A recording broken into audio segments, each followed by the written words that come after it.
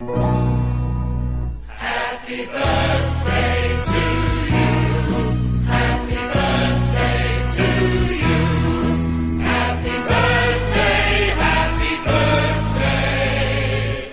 Happy birthday to you. இன்று புவிதரன் சந்திரகி அவர்களின் செல்வ புதல்வன் வளர்வன் தனது 11வது பிறந்த நாளை சந்தோஷமாக குடும்பத்துடன் கொழும்பில் கொண்டாடுகின்றார்.